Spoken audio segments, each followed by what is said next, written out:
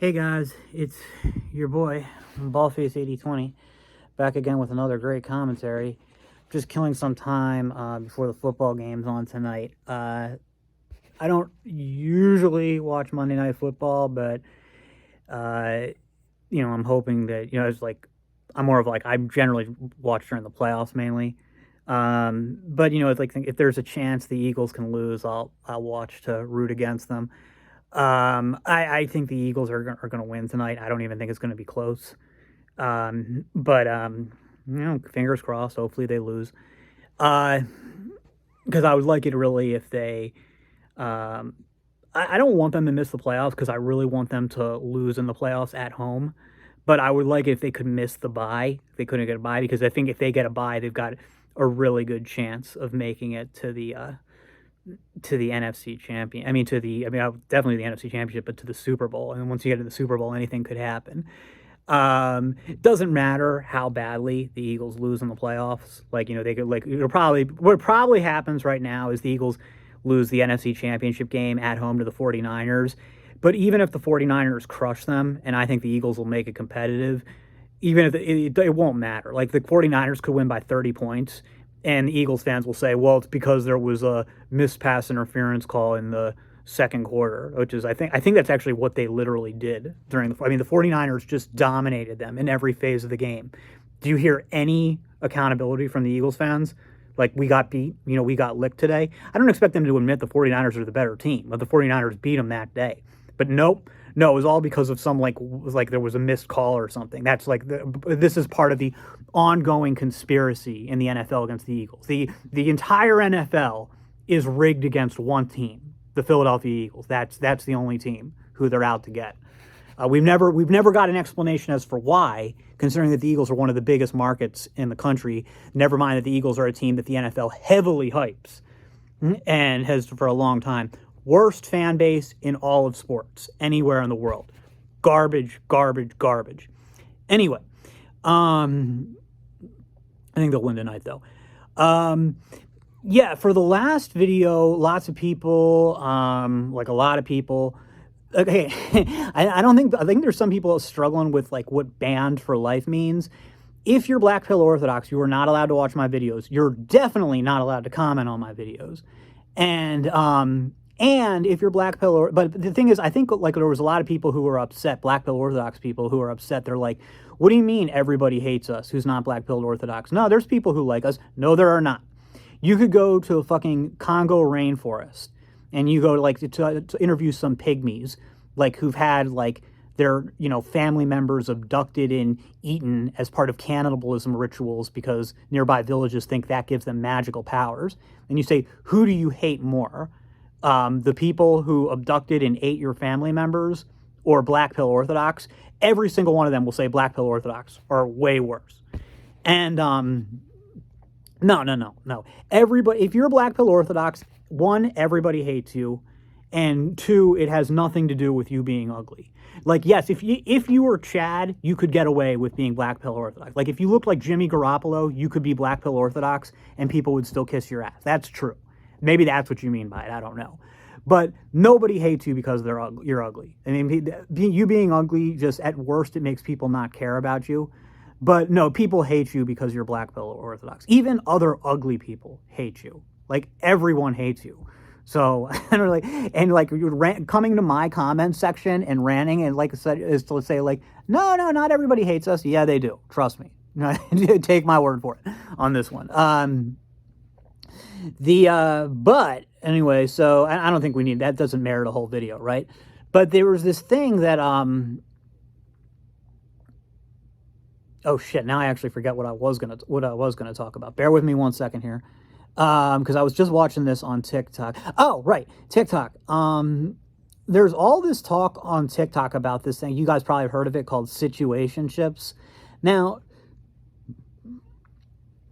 as far as I can tell, a situationship is something very similar, maybe even the exact same thing. No, it's not really the exact same thing. It's not, because there's been, I'm sorry, I'm going to get off topic here.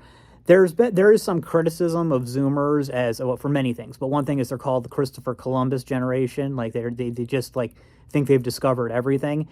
And I don't think that my generation or earlier generations really did have true situationships like they do now.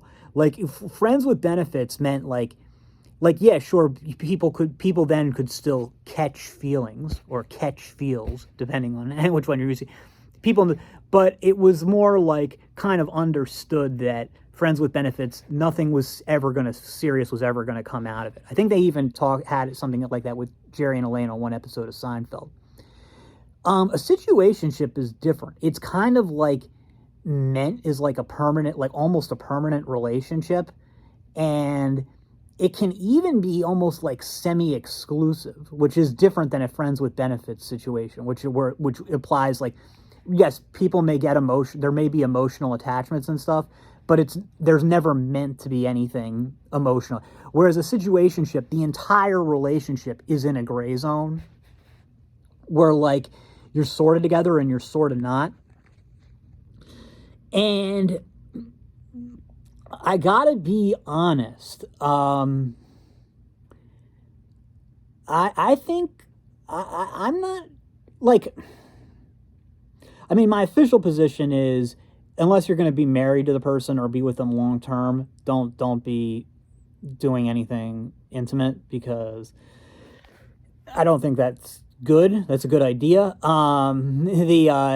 I mean, if it's a one-off thing, that's one thing. But that being said, it's like, I guess from a logical perspective, it seems like a pretty good idea, right? A situationship, because it's like, there isn't that, like, yeah, there's maybe like some exclusivity, but not strict exclusivity. But you don't actually have to have it as an open relationship either, because to me, like the idea of an open relationship always grossed me out. Like something about them, it just seems like ew, icky. But if you're in a situationship, you're not in an open relationship because it's not really a relationship, right? And so you guys sleep together, but you can still also do stuff together too. Like, like she can spend the night at your place, you can spend the night at hers. But then if you don't want to, you don't have to. And you don't have to like send each other like good morning text, or you don't have to be accountable. So it seems to me like a situationship is, you get every good thing about a relationship, but none of the bad things.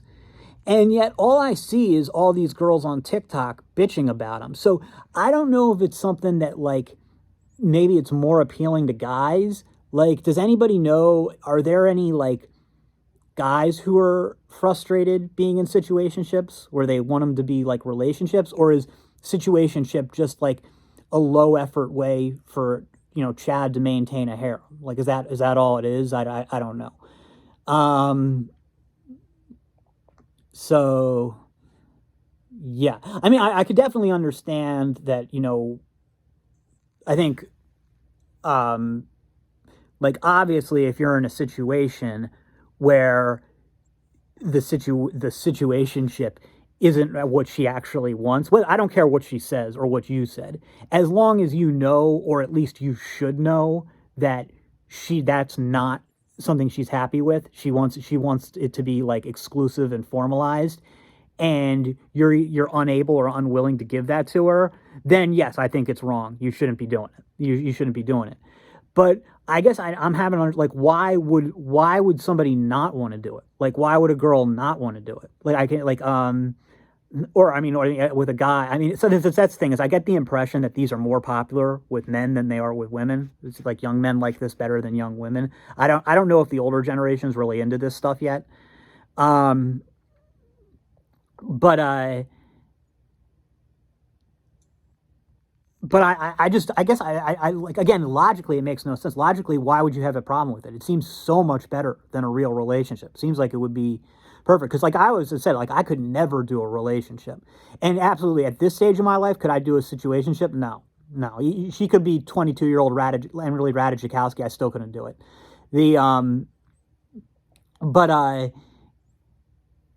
But if I was younger and had more energy and stuff and more patience, yeah, I think I could.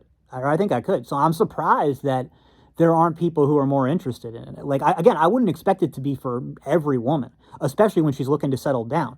But if it's a younger girl and she's not looking to settle down right now, why is it such a big deal? That's all for now, and I'll see you in the next.